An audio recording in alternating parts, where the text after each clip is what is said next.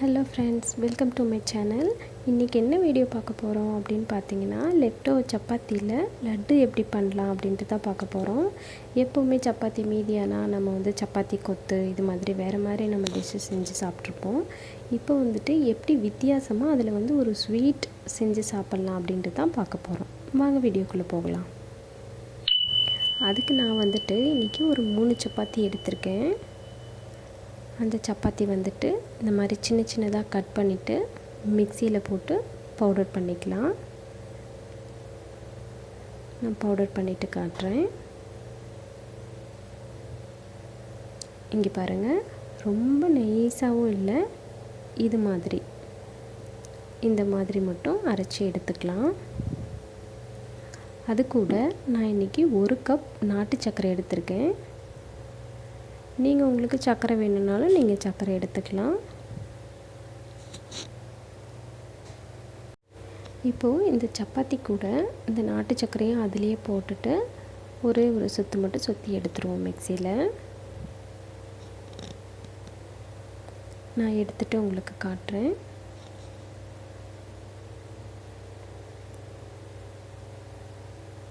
இங்கே பாருங்கள், ரெண்டும் நல்லா மிக்ஸ் ஆகிடுச்சு. இது நம்ம தனியாக எடுத்து வச்சுருவோம். அது கூட முத்தின தேங்காய், இந்த தேங்காய் தான் போட்டால் தான் அந்த மேலே நல்லா தேங்காய் ஒரு கோட்டிங் மாதிரி நல்லாயிருக்கும். நீங்கள் நார்மலாக அந்த மாதிரி தேங்காய் குழம்புக்கு யூஸ் பண்ணுற தேங்காய் எடுத்திங்கன்னா அது ஈரப்பதத்தோடு இருக்கும். ஸோ சரியாக வராது. உங்கள்கிட்ட அதுதான் இருக்குது அப்படின்னா நீங்கள் அதை துருவிட்டு ட்ரையாக ரோஸ்ட் பண்ணிவிட்டு அதுக்கப்புறமா மிக்சியில் போட்டு எடுத்தீங்க அப்படின்னா இது போல் இதே மாதிரி பவுடர் உங்களுக்கு கிடச்சிரும்.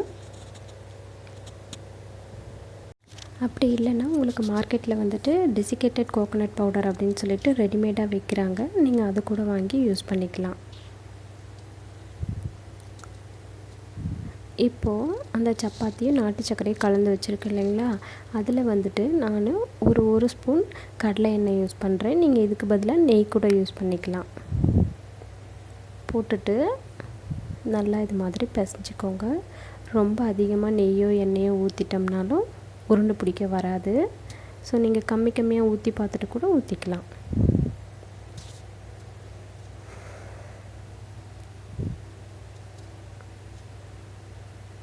நல்லா பிசைஞ்சிக்கோங்க.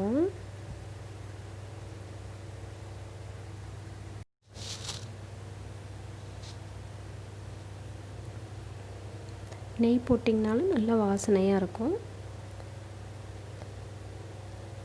இது மாதிரி சின்ன சின்ன உருண்டையாக உருட்டி எடுத்துக்கலாம்.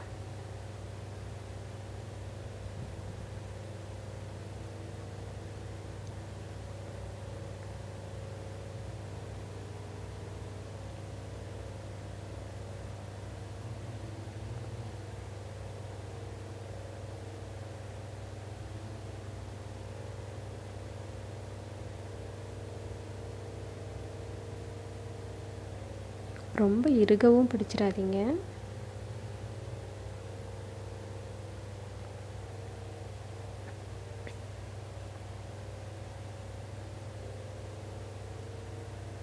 இங்கே பாருங்கள், நான் எல்லாம் உருண்டை பிடிச்சி எடுத்து வச்சுருக்கேன். இங்கே பாருங்கள், இந்த பால்ஸை இந்த மாதிரி தேங்காயில் போட்டு பிரட்டி எடுத்துடலாம். இது மாதிரி பண்ணிங்கனாவே அந்த மேலே ஒரு கோட்டிங்காக தேங்காய் எல்லாமே ஒட்டிடும். ரொம்ப சிம்பிளாக ரொம்ப ஈஸியான ஒரு ஸ்வீட் ரெசிபி ரெடி. சப்பாத்தி வேஸ்ட்டும் ஆகாது. எப்போவுமே ஒரே மாதிரி சாப்பிட்றதுக்கு போர் அடிக்கும் இல்லைங்களா?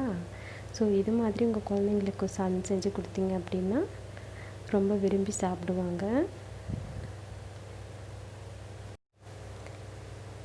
இது போல் எல்லா பால்ஸையுமே நம்ம செஞ்சு எடுத்துருவோம். இப்படி செஞ்சிங்கன்னா சப்பாத்தி உங்களுக்கு வேஸ்ட் ஆகாது. எப்போவுமே ஒரே மாதிரி டிஷ்ஷை செஞ்சு சாப்பிட்றதுக்கும் உங்களுக்கு போராக இருக்கும். இது செஞ்சு கொடுத்திங்கன்னா குழந்தைங்களும் ரொம்ப விரும்பி சாப்பிடுவாங்க.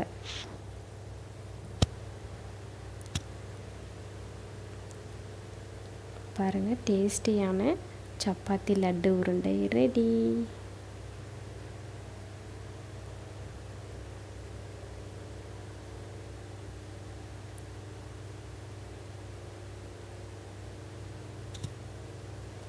இந்த வீடியோ உங்களுக்கு பிடிச்சிருந்துச்சுன்னா லைக் பண்ணுங்கள், எப்படி இருக்குன்னு ட்ரை பண்ணிவிட்டு எனக்கு கமெண்ட் பண்ணுங்கள்.